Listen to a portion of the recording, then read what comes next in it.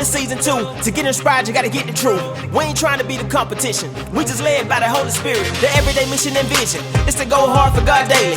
That GHFGD across my chest is not a saying. It is a lifestyle, and I'ma be in it for a while. Every day we on the winning team. Say amen if you God shy.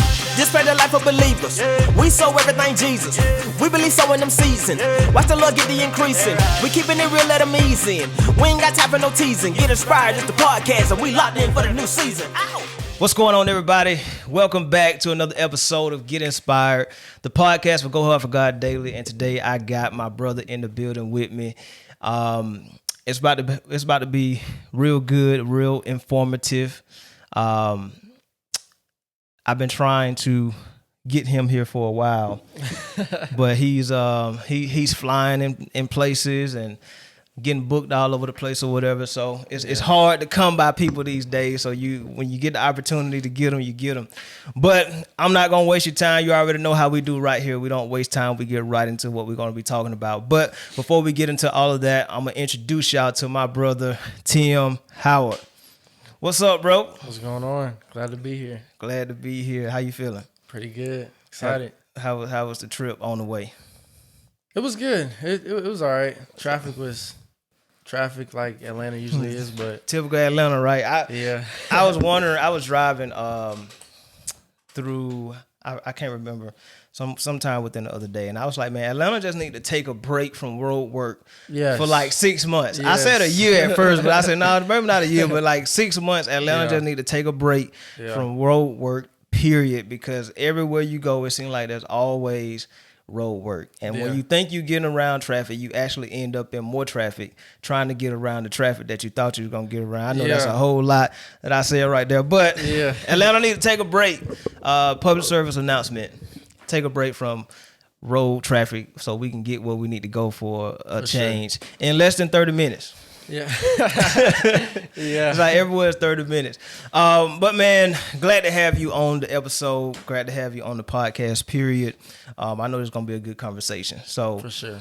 One of the things that our audience know is that every time we got a guest on the show, we always start with the coming to Christ story. So if you would like to grace us with your coming to Christ story, what was that like when you that moment like when you gave your life to the Lord? Like what time frame was it? You know, were you young? Were you old? Yeah. What was it like?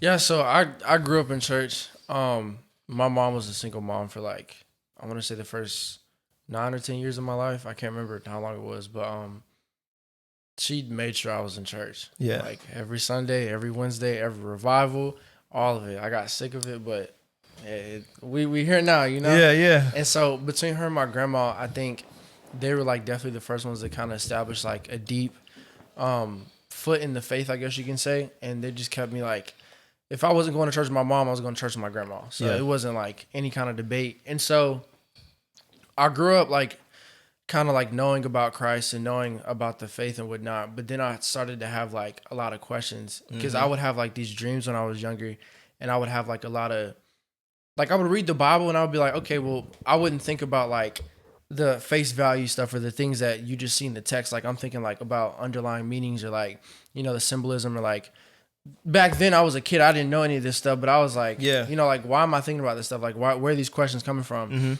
And so then like I would just reach out to like people in the church and just like all the other stuff or like watch stuff or like, you know, just kind of do my own research and whatnot, but that still kind of just wasn't enough, I guess you can say. Yeah. So I remember I was in 6th grade and I went to the Winterfest youth conference. It was like a huge youth conference. And at the time it was in like Gatlinburg, I think. And they went like every year. Tennessee. Yeah. Gotcha. And so, yeah, we went and I remember the first night they were like, yeah, like this guy Francis Chan is speaking. I'm like, okay, like, I don't know who that is, but okay. So, and I remember he got up there and he was speaking, like that was the first time I was like locked in to whatever was being preached. Like there were some other like good times where like the sermon was good, but like that was like, it was like I couldn't hear anything else but what he was saying. And the point of his message, basically, he was just like, you know, a lot of times for young people, our faith is like kind of dependent upon our parents or our surroundings and whatnot. And, you know, most people, the cliche for a lot of Christians is that we're only Christians because of our family or because of our environment or because you're Southern, whatever the case may be. That's what they say. But yeah, so he was saying like, you know, like tonight, I want you guys to actually like know what you're saying yes to. Like he didn't just give us the gospel, but he explained the gospel. Yeah. And he also explained like what that does for us and like what that means for us as far as like our relationship with Christ. And then he just like, he broke it down in such a way to where I was like, okay, now everything's making sense and whatnot.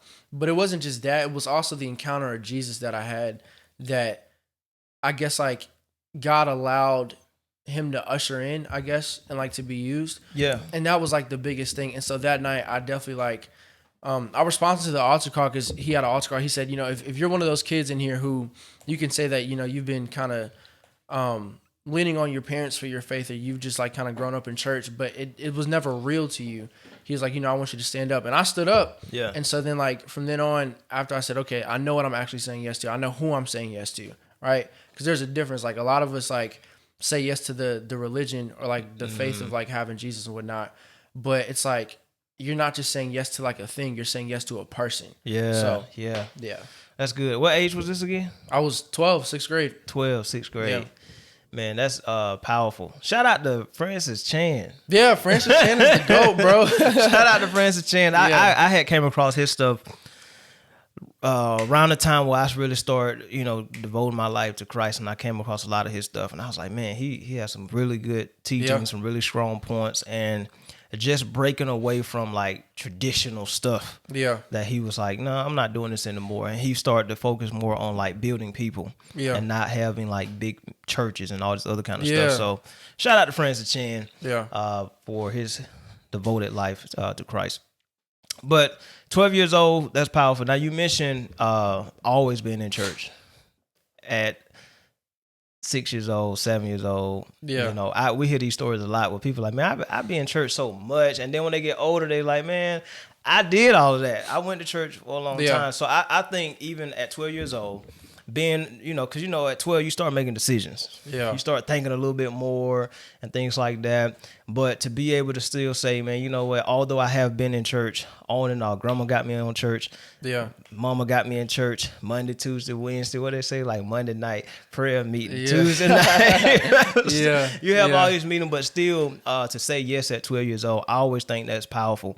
And one thing that I've seen that's kind of have been a pattern, and I don't really want to call it a pattern, but I've seen God always working, and everybody who have given their testimony of their coming to Christ story, God always worked a move somewhere at a young age. Yeah. And I think, and I always hit this point on how important it is for us as parents, as adults, as, you know, or whatever the case may be, when you have children, how to start instilling that in your children's life. Now, as they grow, then I think an important teaching is to always hit it on the head that you're responsible for your yes at some point. Yes. And that's what you did at 12. You became responsible for your yes. Yeah. Like, it wasn't just my parents. Yeah. They believe, I believe, but you started to say, okay, I need to know God for myself. Yeah. So at 12 years old, from 12, from saying yes, because 12, preteen, stuff goes on between teenage years. What was the commitment like from 12 to where you are now? Yeah. Honestly, bro, and I love talking about this because a lot of times, especially since I moved to the South, that's like one of the biggest questions about the faith is like, you know, if I grew up in church and if I've quote unquote known God since I was young, how am I supposed to navigate my faith in like the real world or like life or whatever, right?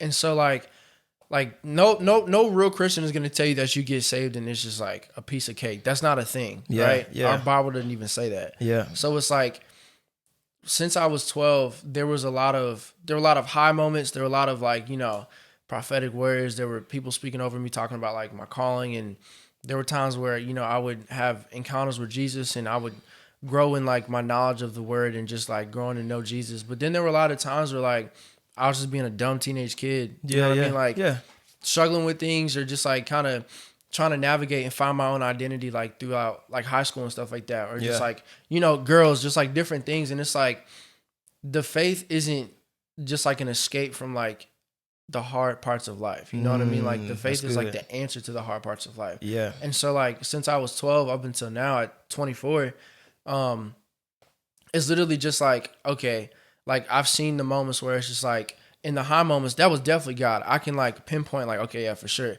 But even in the low moments, even though it may not have seemed like it at that moment, it was like, that was God like instilling something in me or like raising something up. You know what I mean? And so it's like, that's something that I always want to like encourage people. And it's just like, when you go through different seasons of life, like I know people now who like, they grew up in church and like, you know, their families were like making sure that they read the Bible all the time and that they were at every service.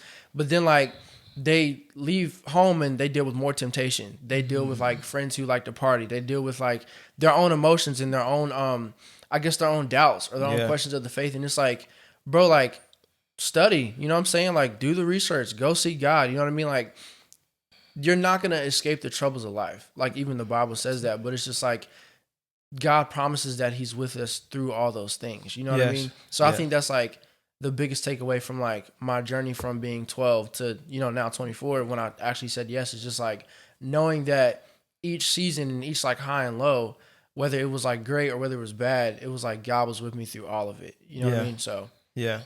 I like the words you use, navigate. Navigate is a outstanding word to use. And that's one of the things that I talk about when people ask like, what is get inspired? And I said, well, when we talk about get inspired, it's not about just coming on here giving you motivation. Because Go Hard for God Daily is displaying the life of believers. So when we're displaying the life of believers, we're talking, people have to know how to navigate the life. So when I talk about navigating, it's different people doing different things, having different just like you said, troubles in life, but still answering the call. People having different situations that occur in life, but they still stay committed. Or it may be some times where you didn't stay committed, but you still found your way back. Like people need to know how to navigate this thing. And all of us have different walks. All of us have different careers, different lifestyles and things like that. And we'll get into more of career later. Like even as you're navigating your life as a worship leader, as a, you know, musician and things like that, and a pastor. But we're going to be talking about, people need to know how to navigate like this life. Yeah, so I think the conversation about navigating through life as a believer is super important, because especially like working with young people, that's like their biggest question is like, what am I supposed to do? Who am I? Like, what am I doing? Like, where am I going? Like, all these questions and whatnot. Even for like people who are quote unquote more seasoned saints and whatnot, they're just like, okay, well, with the season that I'm in, like, how am I supposed to navigate through that and whatnot? And I know that there are, you know, I guess you can say like the basic fundamentals of being a believer as far as like reading the word, praying. You know what I mean? Like the assembly as far as like fellowshipping, right? But at the same time too, there needs to be a discussion about like the different tools that you can use in the different seasons as you're trying to navigate through life and whatnot. Cause it's kind of like, you know, with sports, you know what I'm saying? Like with football, like you're not going to play every single game the same, right? You're going to call different plays, different formations, like different things that you do or whatever. But like the fundamentals of the game don't change. Right. But like your tactics and like, I guess your tools is what changes or whatnot. And I think that's like probably the biggest key to helping believers navigate through life and whatnot, like while trying to walk in the faith and keep it rich and keep it, you know, full. Yeah. I like the rules. I like that analogy. But I also want to hit on the younger generation, because you mentioned the younger generation. Yeah. So now with you kind of being able to work more with the youth. Yeah. What are some of the conversations that are had now that are being talked about in these smaller circles, in this 18, 19, 20, 21 to 25, whatever, you know, that youth group, however it looks to stem from, what are some of the conversations and things that are being had now? Because, and the reason I'm asking this question is because I feel like as seasoned saints, quote unquote, or as more mature, sometimes we don't stay intact with the culture.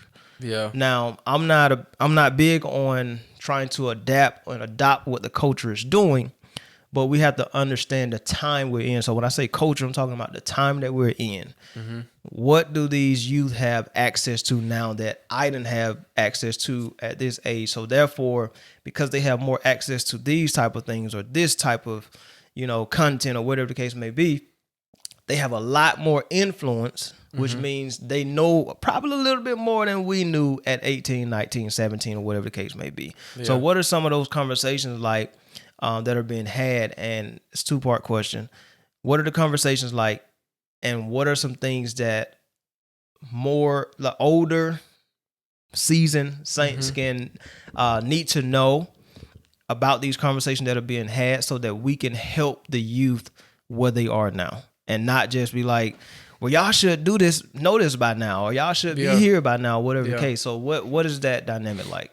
I think for the first part, as far as like what those conversations are, one of the biggest things with like the younger community, I feel like is we always question authenticity, right? Yeah. Like whether it's leadership or whether it's like the fellowship or even our own emotions and our own thoughts and whatnot. Like that's literally what most of the world is struggling with right now is like, they feel like their nature, which is a sin nature of, the, homosexuality or the perversion or whatever the case may be, they feel like those are their authentic selves and whatnot. Mm-hmm. Like they feel like if they can change their gender identity, that's their authentic identity. And it's like, it's not. Yeah. Like that's not who you really are and whatnot. Yeah. Right. And so it's like, they're trying to find a place where it's like, where's the love authentic? Where is the love where it's like, even though it may be hard or like constructive criticism, that is really coming from the right place in their heart? Like, where is it, like, how do we know that the Bible is real? Like, how do we know that the Bible is like trustworthy and whatnot, right? Like everything that the younger generation is trying to seek is it true or is it not? You know what I mean? Like, there's not a lot of, let me put it this way. I see more of a move from the younger generations, like even from millennials and down, like we're looking for like purpose. We're looking for like the why behind things, right? Because we're in the age of technology and information. Yeah. And so like false information is like heresy, right? It's like the worst thing ever. Yeah. So it's like we're looking for, I guess, like the truth and the authentic information, like the authentic, like, why behind everything, and including in our personal lives. Like I think our generation is probably the biggest generation, or that we go to see counselors more than probably any other generation, right? Like we want the answers to things. And so it's like those conversations are stuff like, can I trust this pastor? Like when they're telling me like, yeah, like you can come on the team or whatever. Well, it's like, are you really saying that? Like, do you really want me, or do you just want like another hired hand? You know what I mean? Like, I want a authentic relationship before I just want a boss. You see what I'm saying? Or like, even with like, other relationships, it's just like, can I trust you as a friend? Can I trust you as a partner? You know what I'm saying? Like, can I trust this job? Can I trust like this decision? Can I trust the faith? Because it's like, I want it to be real. I don't want it to just be another thing that I'm doing, which is like, to an extent, I kind of admire that though. It's just like the Bible says, you're either going to be hot or cold, right? So if you're going to do this, be about it. If you're not, then just leave it alone. Like, don't just go to church just because like that's the Southern thing to do, or just because like, like you were told to do that. Like, be responsible for your yes, like kind of like you were saying. And then on the flip side of that too, like I think with the older generations, they need to understand, because of our longing for authenticity, we're not just going to go with like what was, right?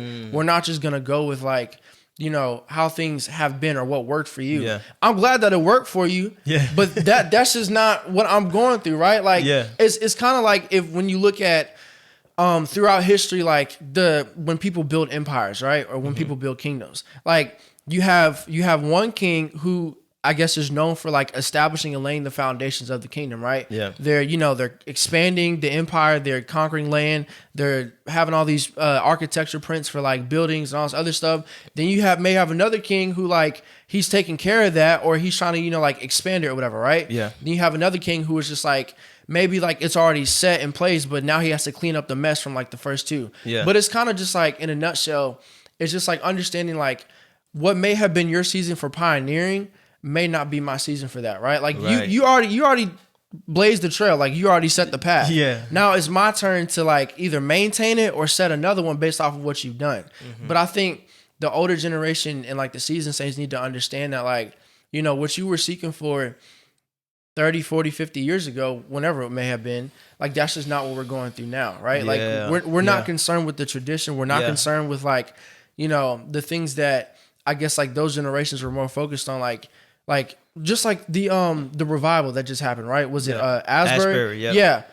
People are questioning whether it's like a real revival or not. And I'm like, well, I mean, if you look at like history with revivals and whatnot, it's like when like all the big quote unquote Pentecostal or charismatic revivals happen, right? Like that wasn't really a thing before those revivals happened and whatnot, like with the gifts of the Spirit, healings and all this other stuff, right? But then you have like a generation where it's like one of the biggest things you struggle with is anxiety, depression, mental illness. And it's like identity crisis and whatnot, right? So like, what if that revival for us looks like having peace? You see what I'm saying? Or having like a space where it's just like we can just feel the love of God. Like we may not be like running and shouting and screaming and whatnot, but it's like that's the authentic move of God that we felt or that they felt in the moment. You see what I'm saying? Yeah. So it's like if our worship looks different, there shouldn't be a problem with that. If our prayer life looks different, there shouldn't be a problem with that. If our approach to evangelism looks different, there shouldn't be a problem with that. Because the thing is like, you don't know a generation that you're not a part of or that you don't like have a relationship with, right? Yeah, I like that. And most seasoned saints usually don't care to have a relationship with younger folks. You see what I'm saying? Like, they're not going to the same social functions. Yeah. They're not interested in most of the same things unless it's like sports or whatever. Yeah. But even then, it's like, there's still a debate with that. Like, older folks are going with Jordan being the GOAT, or they're like, you know, oh, like Magic Johnson's that guy, you know what I'm saying? It's like, you bring up Steph Curry, LeBron, it's a problem. But like, that just goes to show you that like, there's clearly a difference, I guess, in perspective, and I guess in like I get what we hold as far as like, in our hierarchy, I guess you can say. And so it's just like, you just have to accept the fact that it may not look like how you would do it or how you want it. Yeah. But just know that if it's authentic for them and it really is Jesus and it's showing the fruit of the Spirit, leave it alone. Like, just let them have their moment with God. Yeah. I think one of the things that's speaking to what you're talking about is more creativity in today's time that's not being accepted. Oh, yeah. So because, and again, the youth have a lot more access to technology than we had back in the day. I mean, we was on floppy disks. Nah, floppy Come disks. On. Like, we was on floppy disks. Yeah. When I was growing up, they don't even probably know what a disc is. Like, my kids don't deal with CDs and DVDs or discs and stuff, period. Everything is digital. So we're talking about a whole nother generation, a whole nother era, a whole new level of creativity. They're seeing more things, and, you know, not everything they see is good, but not everything they see is bad either. But having more access to technology, they're getting a little bit more advanced with certain things. And if they're on fire for God, it's kind of what I'm hearing. If they're on fire for God and they're glorifying God in these particular ways, then allow or create the space and the atmosphere for them to be able to express themselves to God in that way. Right. Yeah. Yeah. I mean, that's like the biggest takeaway from this whole conversation, as far as like young people navigating their faith with the seasoned saints or whatnot. And I think both sides need to understand, like, young people definitely need to understand that there's wisdom and that there's a push that the seasoned saints can give. Yeah. But the seasoned saints, I think, should have more grace in understanding that, like, let them do their thing. Like, they're younger, they have more creativity. And even if, you know, there are times where they may need to learn and grow their gift, it's just like, let them express themselves and like create that space for them to do it. Because if they were in the world doing it, that would be a problem as well. You see what I'm saying? Right. So wouldn't it make more sense to like, hey, let me take you under my wing in a safe environment so I can like make sure that you're good, let you expand your gift within the parameters of the word, and we'll just go from there. Right. So what we're looking at now in this time, I guess, is how do the older or the seasoned saints merge what the youth are doing and put the things in place that the youth need in today's time. Is that more of what we're looking at right now for our younger believers, those who are coming to the faith. Because I real quick, I think there's a misconception as well that they only want music. This is what I think. Yeah. Because when I'm looking at, and I don't watch every single church, so I don't want to make a broad statement as is everybody. But a lot of what I see when it comes to getting the youth is always it always comes around like having a big music worship event. But they don't really have the teaching there. Yeah. You see what I'm saying? Yeah, for like, sure. I think that's a misconception of, well, let's get them here through music. Yeah, you can have the worship, but they still need to be taught, right? They still need to have something that's going to have the same impact that when you were 12 years old, a word that came forth that made you responsible for your yes. Yeah. Music alone, I'm just using music. I know it's worship or whatever the case is. And sometimes it appears to be worship or labeled as worship. It's entertainment. Yeah. But music alone is not going to just grab the youth to be able to, for them to be responsible for their yes. Yeah.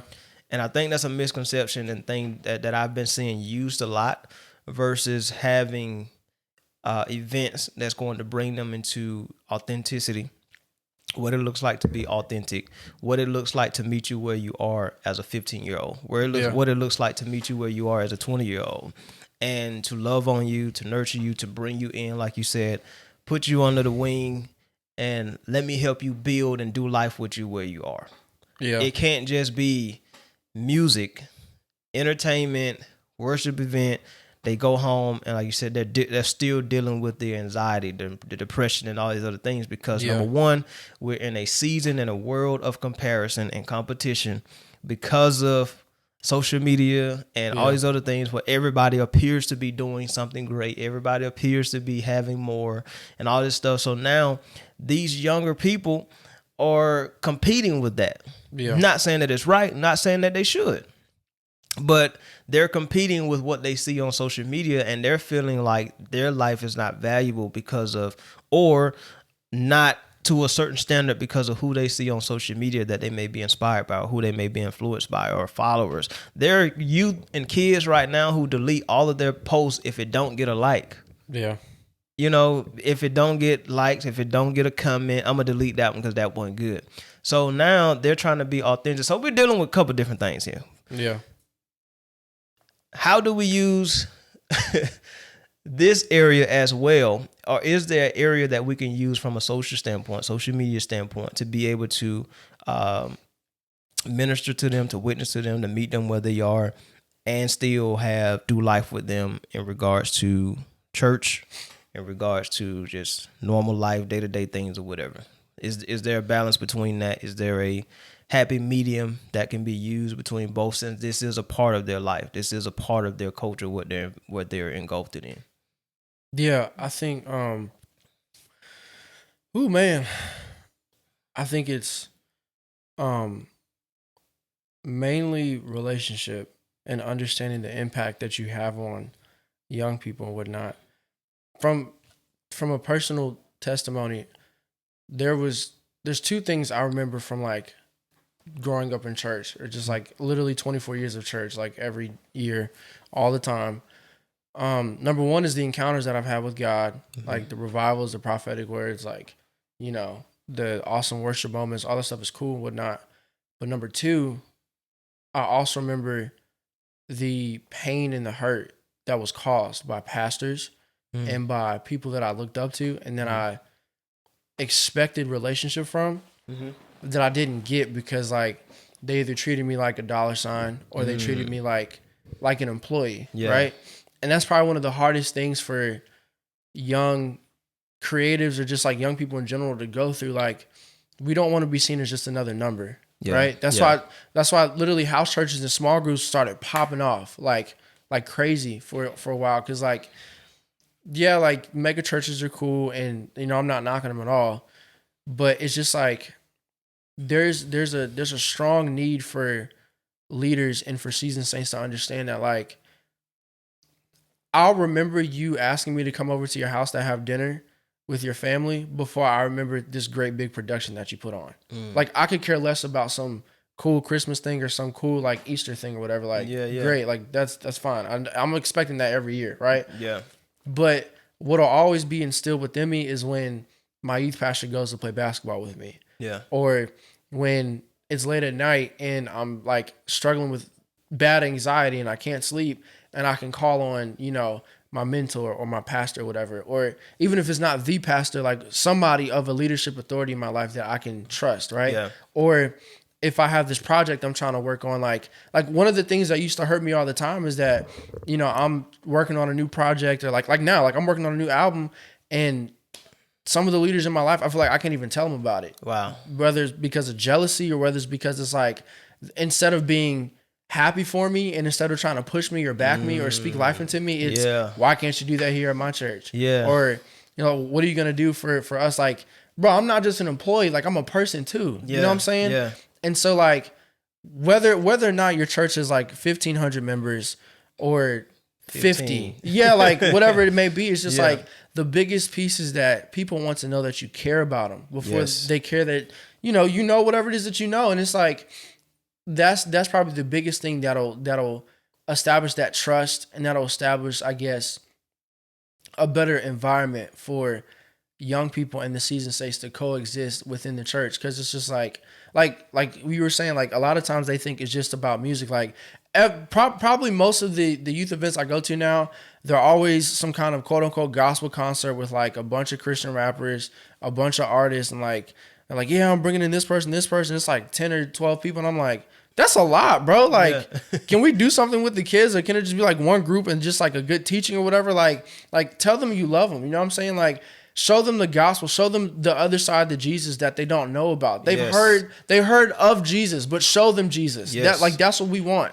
That's the authentic relationship that we're seeking. But leaders think that like if they just throw us money, or if they just throw us, I guess, like one night a year of like the youth bash or whatever, then that's enough. It's not enough, man. Yeah. Come to a game. Come to if I post a flyer where I'm leading worship, come to see me. Yeah. Come support me, or send me a text, tell me you're praying for me. Yeah. You know what I mean? Like those things I'll remember before, you know, oh, I hired you. Or, hey, like, come on, like, take photos from a church. Yeah. I gave you opportunity to be a part of the church. Like, that's great. I can do that in the world. Like, right now, I could go out and make way more money being an R&B artist or writing for, I guess, hip-hop artists or whatever than I would ever make in the church. Yeah. And anybody who does music knows that's the truth. Yeah. But the thing is, it's like, one, I want to use my gift for God. Yes. And two, I want to use my gift with other people who have the same mindset and the same heart and the same drive for Jesus, right? Yeah. But the hard part as a young creative, or as another young person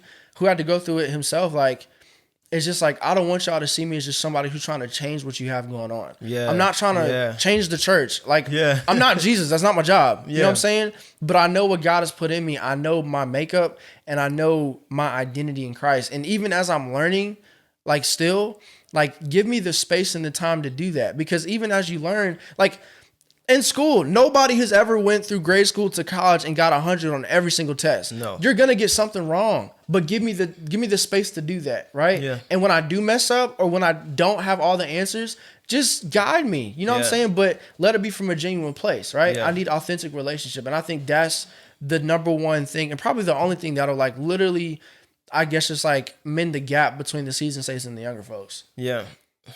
Man, you just said so much in that span of time. Yeah. So I heard a lot of stuff I want to hit on. But one of the main things is the relationship. Yeah. I remember you inviting me to your house more than I remember all this other stuff that you kind of throw at me. Yeah. And the other thing is not just looking at me as someone that can serve you. Yes.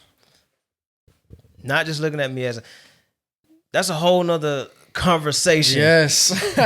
For another day. Yes. Because a lot of the church hurt that comes from the youth starts there. Yeah, absolutely. There's no relationship. Yeah. There's no doing life. Come play basketball with me. Because they're constantly experiencing. We're all constantly experiencing something, right? Yeah. At one point or another, we're all experiencing life. Our whole life is an experience, right? And we judge things and do things and don't things based on the experience. So if you have a opportunity to create a life experience in a youth, someone's life as a seasoned saint, we're gonna quote that. Yeah. As a seasoned saint, then do it. Yeah. Do it. Like, become available for them for a moment. Yeah. Right? Everything don't have to be about coming back to the church. Yeah. And when I have conversations with people, and I talk about this all the time, having conversations with people outside of different spaces. I was just in Florida not this weekend, just past, a week before last, I was in Florida doing an event there, and I was having this very conversation with two ladies, and they was just asking questions. I said, look, everything that we do does not have to be in the church. Yeah. And I've heard people come to me and say, yeah, some people were rebuking me because I'm doing this. And they said that God wouldn't be happy with that. And I was like, that's a lie. Yeah. Don't believe the lie. Yeah. Because some people, I'm not going to say people because that's broad. I'm going to bring it back down. Yeah. What some believers, Christians don't understand is that God can use people in different ways and they don't have to step a foot inside the church. For sure. Yeah. Some people don't understand that. Some people do. Some get it, some don't. And one of the things that I try to do, even with this platform, again, we talk about navigating life. Mm-hmm. How do you navigate your life? So when we have doctors and lawyers and athletes and stuff on here, these people may not go to church. They don't mean they don't have a relationship with God. Yeah. That don't mean they don't long for God. That don't mean they don't worship. That don't mean they don't pray. But how do you navigate your life in that particular space? Yeah. So even for our youth, being young, being athletes, being, doing school events or whatever the case may be, they're navigating that life. And if we're going to be like leaders for them and things like that, then we have to be in their life where they are. Mm-hmm. If we can't be in their life where they are, then why should a leader feel that he has the right to just use this youth any type of way he want, but never be in this youth individual's life at any point? Yeah. Makes no sense. So enough about that though, because we can go on a whole another episode about that type of stuff. So let's transition a little bit. So we dealt with the youth. Let's talk about now you as an artist, musician, worship leader. How long should I go? Oh man, just stop right there. Yeah, you're fine. There. All right. So what was that beginning phase like for you, just as a musician, artist? Like, did you start with keys? Did you start with guitar? Because you play everything under the sun. So where did it start? Did you always have instruments as a youth? Were you in a band? How did that look like, and to get you to where you are now? Yeah, so it was actually a funny story. So I started playing drums in church when I was really young, mm-hmm. and I've always had a drum set since I was like 2 or 3, I think, and playing in church was kind of just like my go-to because, again, I had to be in church. There was no basketball or football on Sundays. So, And then in high school, I picked up keys, and then I started playing bass and guitar around my junior, senior year of high school and whatnot. But I would try to do band in school, like middle school, high school. I would always just drop out. I just felt like it was boring because it was just like typical Fly to the Bumblebee type stuff, and I just wanted to rock out. You know what I'm saying? So they were like, "You're too loud." I'm like, "All right, whatever. I'll just play at church. It's fine." Yeah. So that's just kind of how the music thing started, and then transitioning into worship leading, it was just I just desired more of the presence of God. Yeah. And so I was around worship leaders who either didn't want to go deeper or they didn't know how to go deeper. So I was like, well, if y'all not gonna do it, I'm gonna do it. Yeah. So that's basically how it started. So okay. All right. So I'm sorry. Anybody who knows me knows I have like this very hard-headed, stubborn mindset where it's like, I'm gonna get it done. If you're not, just watch. I'll do it. So, I know you. So, you know I know. Yeah. Man, I'm gonna tell you real quick. When I was my uncle, so I have an uncle. Yeah. Who's a pastor. He's been pastoring for a long time, probably like over 20 years. Yeah. So he had a church. It was on like the corner of this street, and it was literally like a little hole in the wall type church. So he had the drum set or whatever. And me and my cousins, man, we would go in there and play. We didn't know how to play. Yeah. We would just 1-2 in that thing the whole time. Boom, chee, boom, chee. I mean, and we would take turns and everything, but I mean, that's as far as I go as far as with the drums, man. I can remember that, and I feel like that is so funny because we never knew how to play drums or anything like that. We just kept a 1-2 beat, the typical thing that with the tambourines and the clap. But that's a whole nother story. I get it. Yeah. So, but back to you. So playing the drums in the church, and then you pick up keys. I never liked band. I always thought band was just classical music all the time. I thought every time people get taught keys and all that stuff is just classical stuff, unless you at like a all black high school. Like I was. I mean, my high school was literally like 98.7% all black. Good night. Yeah. So the whole school. Yeah. But that's just how I grew up. So if you in that environment, then you probably gonna play some, some HBCU stuff. Yeah, for sure. But I was like you, man. I thought band was boring. I thought chorus, all this stuff was boring because I had. Music and art has always been like just who I am. Yeah. But I just thought those things wasn't nice, and then I found myself doing it again. So with that being said, you not being interested in the school bands or whatever, then you go back to the church. I love the fact that you just wanted to give back to the Lord. Like I just want to play for God and worship God or whatever the case may be. Yeah. What are some of the challenges in being a musician in the church? What's not a challenge? I'm playing. Because you've been in it for a while, so you're talking about just growing up. Obviously, there's growing, from being a 10-year-old, 11, 12-year-old, and your little brother. Shout out to him, man. He's a monster already. Yeah. But then we'll get on him later. We'll shout him out again. I got you. Yeah. But growing up, obviously once you become more involved with ministry, then there are things that you kind of have to deal with a little bit more that you see that the average person don't normally see. So with the right covering, what is some of the challenges that, you have to kind of go through or navigate through with being a musician in the church?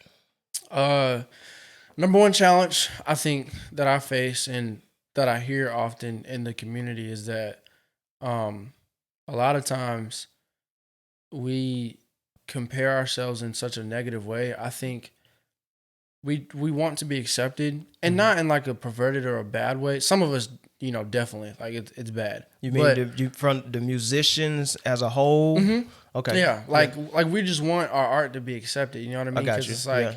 And not as far as like we're seeking like fame and fortune. Like there are people like that, but for the ones that are like actually for Jesus, it's more so just like we hear from the Lord. And there are times where it's like we have to play or sing things that the Lord tells us to do, and we don't want to do it. So it's just like, please don't give us a hard time. Like we're just trying to be obedient. I promise.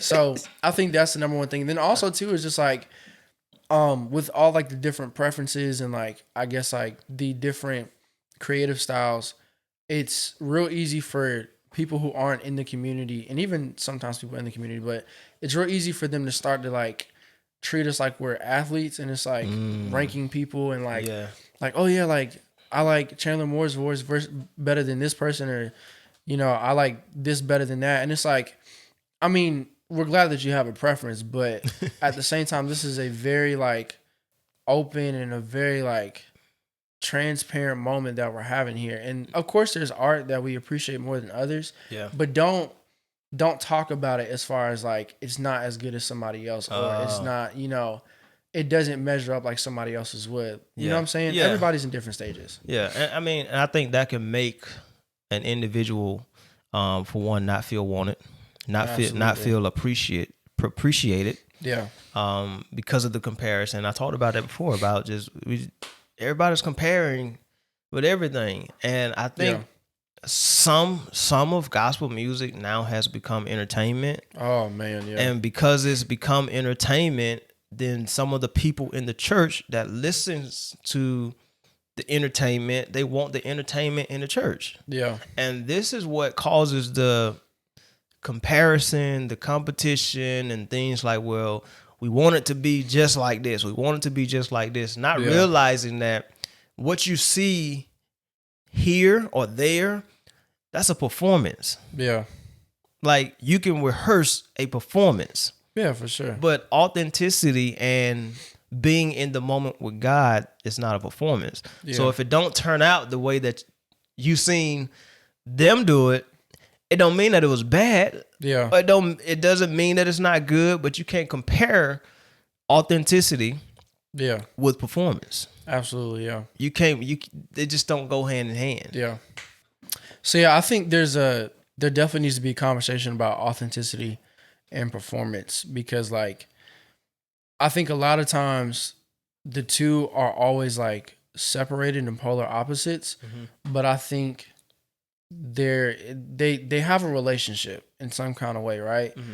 I think in the church we use the word performance and in a negative tone when there needs to be a conversation about excellence, right? And so like, yes, you can rehearse performance, but you can also rehearse your Sunday set. You can practice your skill, right? And I like that. Right. That's where a spirit of excellence comes from. So, and that's why I always tell people, like, we're not up here to perform, but we're up here to present in excellence, right? Yeah. So it's like you present in excellence and you prepare, you study, you practice, you get better. And then it's like, you do that, but in its most authentic form. And you want everything to be authentic, right? Yes. That's kind of how it is. But just because something is authentic doesn't mean that it doesn't have to have that excellent part to it, right? So it's just like the same way that the reason why we have a sound check, right? You need to make sure the levels are good. But it's like, get better at your skill. You know what I'm saying? Like, go over the words to the song. Like, don't forget the lyrics. Just different things that you can do that help the excellence with your presentation, but you still have that authentic, you know, heart of like, okay, I'm presenting this to God, but you also leave the door open for Holy Spirit to go where he wants to go. Absolutely. Right? And that's where the authenticity of your relationship with God comes in with that spirit of excellence. So I like that, combining the way you combine those two, the authenticity and the performance. Yeah. Because my initial perspective on that, or take on that, was the entertainment side of performance. So I like how you brought that into, you can actually still perform, but the performance comes through being authentic in your relationship with God. Yeah. And when you're rehearsing. So I think that still goes back to relationship. Yeah. Like when you have a relationship, that's like if you and I know each other, right? You can do something, and it's not going to offend me, or it's not going to make me feel any type of way, because I have a relationship with you. So I know you did that out of me, you know, just knowing who you are. Yeah. And I tell my wife this too. We be having conversations about just certain things. It's like when certain people say certain things or do certain things, and I'll say, if they knew me, they'll know that you can't say that to me. Right. If they knew me, they'll know that you can't do that, because they know that I'm going, you know, if I know you, then no matter what you do or what you say or how you say it, if I know you, I understand the context of what you're saying. Yeah. That's authenticity. When you understand somebody's authenticity, who they are authentically, then you can understand what they do, when they do it, why they do it, how they do it. Mm-hmm.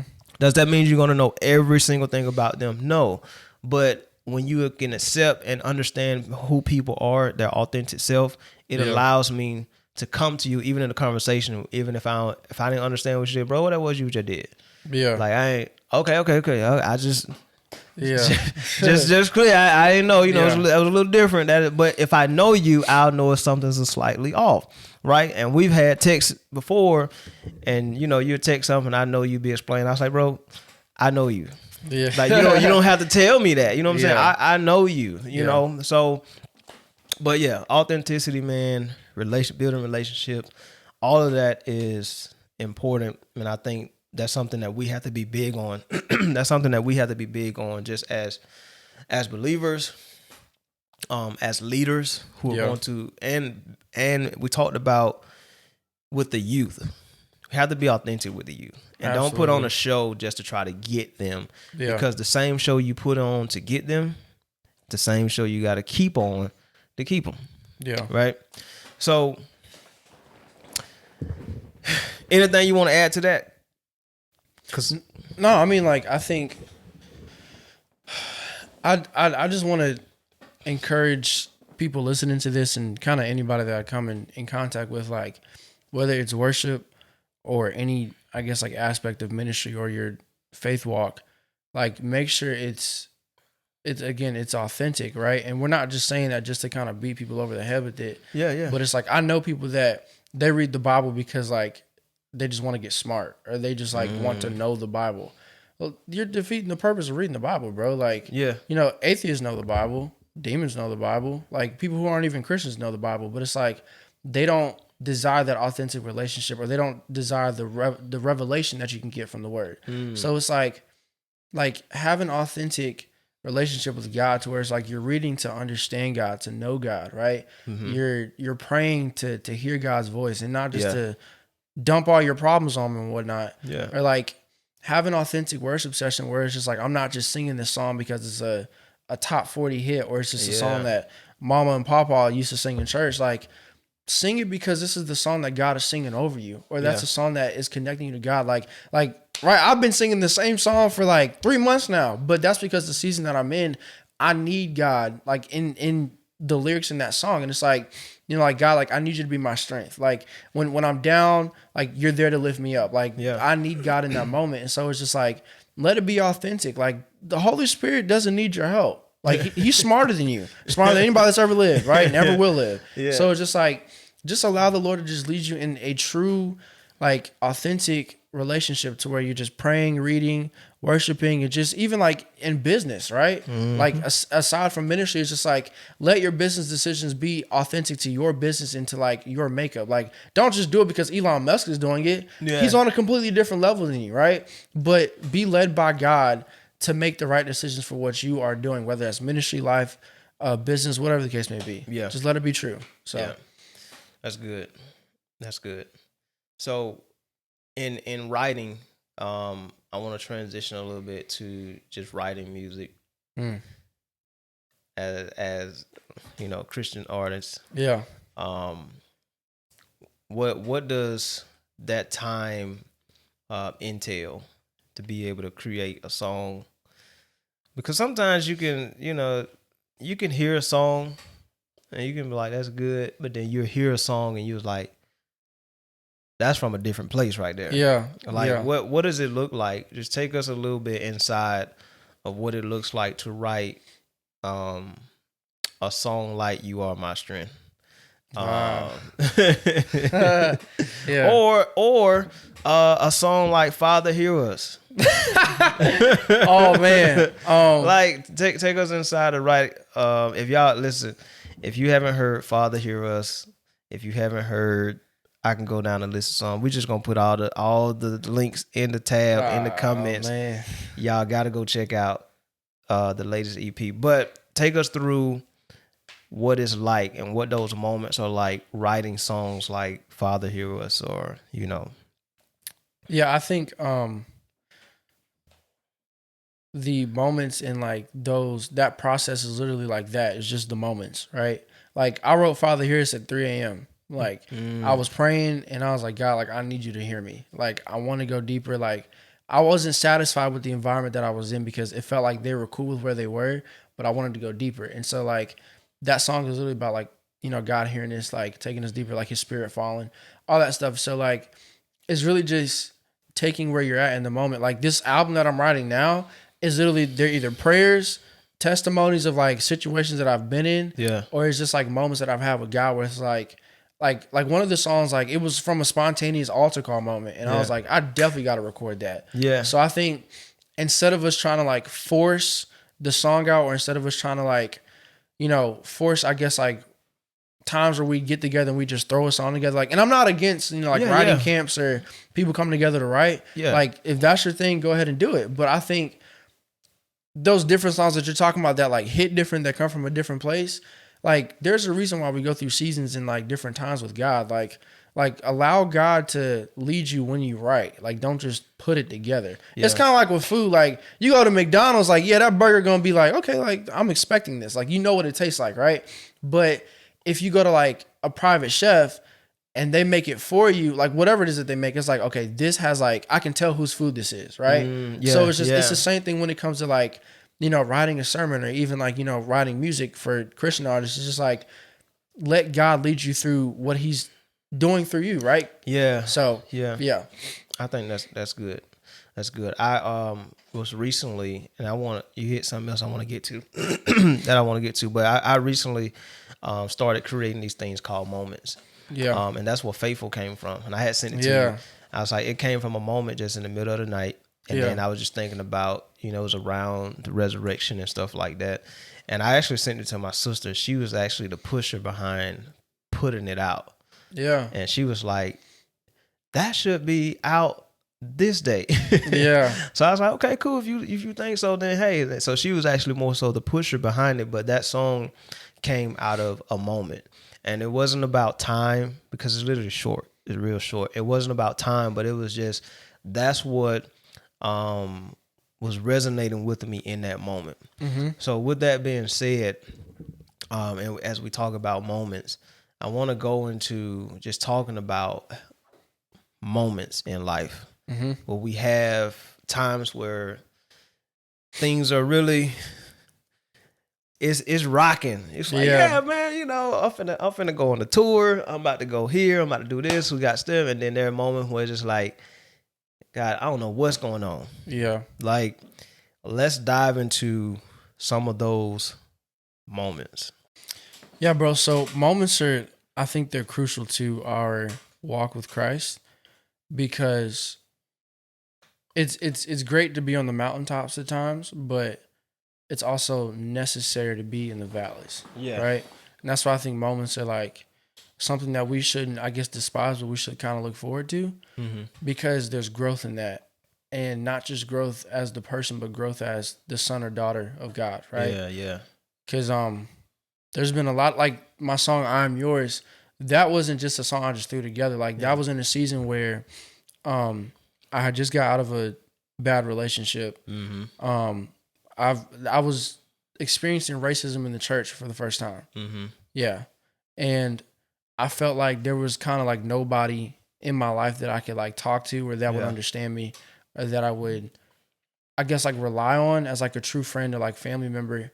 And so like God was the only one, and it was just like literally like when no one else was there for me, like you still chose to love me or whatever, right? I was thrown away by everybody else. Yeah. But God was still there, and he was like, I got you. Yeah. So it was a hard moment it was a hard season to go through, but it was necessary because it taught me how to rely on God when everybody else fails me. That's good. That's good. That's another song too called "You Are With Me." Woo, that was teenage Tim. Hey, but that's still, that song, man. That song is a good song too. I not biased, but I really love all the songs that I've listened to, like from the Tim Howard. Oh man. But you know, not biasedly or not trying to puff you up, but I love all of them. Like "You Are With Me" is one of those "I Am Yours" songs for me. Yeah. To me, when I listen to them and put them side by side, they're not exactly the same, but you can get the same message. Yeah. You know, "You are with me when I go through deep waters." Yeah. Through the fire, I won't be burned. You know, like always knowing that God is with me through every situation that I go through. Yeah. I am yours. Same thing. That's like ownership. Yeah. You know, that's ownership. And for both songs, it's excuse me. For both songs, it's understanding the moment. Yeah. It's understanding the season and the time that you're in.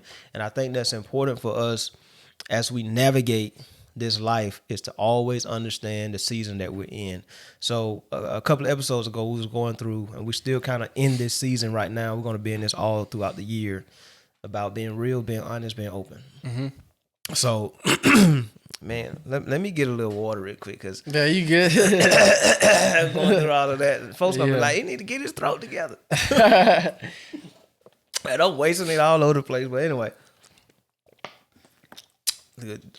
We raw. You good. Do your thing. Yeah. Do your thing. Anyway, now I'm not gonna burp though. I got you. That'll be rude. But yeah, hey, for the if you're a listener and you don't watch it on YouTube, then you got to deal with all the sound effects and not know what's going on in real time. I'm reaching for the water. I can't even grab it. But yeah, so I talked about this season that we're going through in season 2. We're talking about being real, being honest, being open. And throughout this season and some of the solo episodes, I dive more into understanding where you are so that you can know how to progress and move forward in life.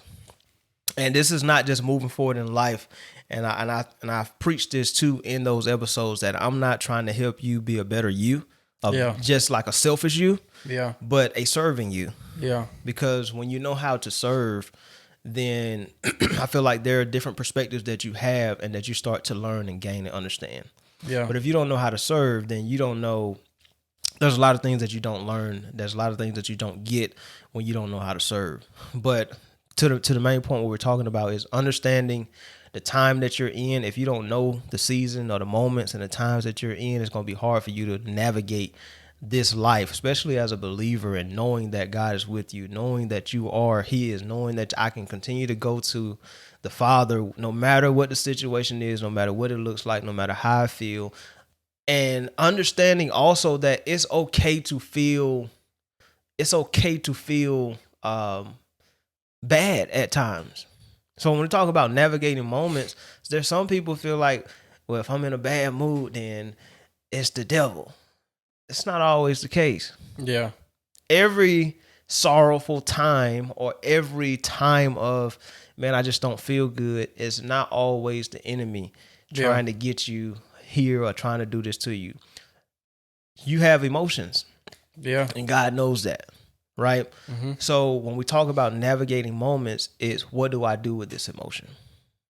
Not who do I blame for this emotion, but what do I do with this emotion? What do I do with how I feel right now? And we see David navigate this very well. He had his troubles, he had his times, but he navigated emotions well. Oftentimes, he would always go back to God and say, this is how I feel right now.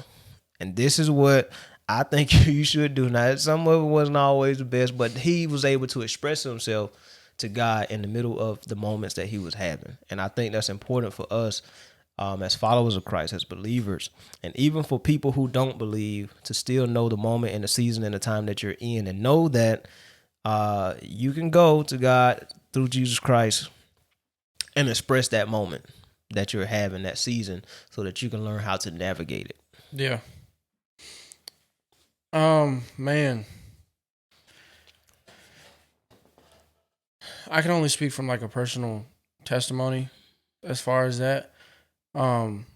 Because like we all have like moments where, like you were saying, it's like we think it's the devil, or we try to blame everything else, but it's like God wants us to take responsibility and I guess learn how to navigate our emotions and navigate through the moment that we're in, right? Because it's easy to have like a big victorious moment where it's just like you said, like going on tour, got a promotion, got married, whatever. Yeah. But those times where it's just like it's really low and you feel down and you feel beat up and you're tired or you're burnt out, it's just like, how do I navigate through that, right? And it's like,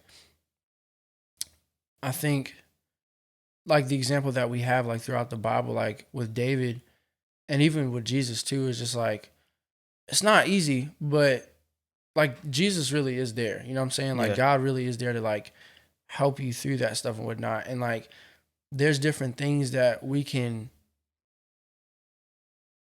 I guess we can try to cling to try to bring a fix, a Band-Aid fix and whatnot. Yeah. But I think it's important for us to recognize that there's a permanent fix, right? Yeah. Like I heard at an event I was singing at last night, the guy he was speaking on the lepers, right? And he said the one that came back, Jesus was saying like, go because now you're whole and whatnot. And he was like, if you look at the story, like it tells us about gratitude and all other stuff, but like being healed is one thing, but being whole is another. Like there's no evidence of like what was there before, right? And so it's just like, I know a lot of times, especially for the younger generations, we're looking for healing. We're looking for the counseling and the therapy, and we're looking for the books that we can read that'll give us the practical answers. Yeah. Same thing with our faith. We're looking for the scriptures that'll tell us step by step what to do. But it's like, what if that wholeness that you need comes through Jesus, comes through that relationship, comes through those moments where it's just like, I have nothing but God, right? Like just like David in the Bible, like he was surrounded. He said, where am I going to look to? I have to look to you. I have no other option, right? Yeah. And it's like, that's vital because like just like me, like I've dealt with crazy depression. Sometimes I thought I'll be better off like not living. Yeah. I've dealt with racism in the church, molestation. I've dealt with just like terrible relationships. I've been cheated on. People have accused me of things. I've been lied on for like things you can go to jail for. Like it's wild, right? And so it's just like, how do you deal with those things when it's like, Lord, like I'm just trying to do the right thing. I'm trying to serve you and I'm trying to do like the thing for you or whatever. But it's like, those are the moments where it's just like, okay, I know that at rock bottom when nobody else is there, it's like I can depend on God. And sometimes it takes people to get there, right? Sometimes it takes people to get to a moment where it's just like, I have nothing else but God. I have nobody I can talk to, not even your spouse at times, right? Yeah, yeah. And it's like, I don't have a choice but to pray. And sometimes that prayer isn't this long, drawn out, fancy prayer. It's just like, God, where are you? Yeah. Like, I feel like you're not hearing me. Like, I'm upset. I'm being honest. I'm letting you know how I feel, right? And then in those moments, it's like, okay, now I can really be God in your life. Yeah. So. Yeah. And just what you just said, man, people need to know that it's okay to have that prayer. Yeah. It's okay. Yeah. God, I don't feel like you're here right now. Yeah. I don't. I really don't. This is how I feel. Yeah. And we have to start understanding what a relationship with God looks like. Yeah. Oh man, yeah, that's important. Yes. We got to start understanding what a relationship with God looks like. Yeah. It's not the fairy tale wake up. I'm just grateful to be here for another day, God. You've been so good. You've been so amazing to me. I just bless your name today. Yeah. Like, it's not always that. So, and as we're talking about moments, there are going to be moments that you have where you have to be real, honest, and open. Not just with yourself, but you have to be real, honest, and open with God. Yeah. And as you go through those seasons, also know that you're getting better. Absolutely. You're getting better. Yeah. No matter what it looks like. I know you're depressed. I know you're down. I know you're going through these different things. I know you feel like God may not be there, but you are getting better. Yeah. So as you're getting better, you have to go through the process of getting better. Yeah. Absolutely. You have to go through the process of getting better. And I think that's what some people want to skip. Yeah, for sure. That process part. Yeah. You can't skip that. No. It's important. Yeah. We got to continue to go through the process for not just, and it's not always just deliverance or, getting healed and things like that. Yeah. But sometimes it's just a process in general. Yeah. Sometimes the process don't have quote unquote healing nor deliverance always attached to it, so to say. Yeah. It could just be the process. Yeah. And you may not feel nothing in the process. But when the process is over, you understood and you understand why you went through the process. So yeah. Good take, man, on moments and being able to navigate those times of depression, all those things and the scrutiny that you had to go through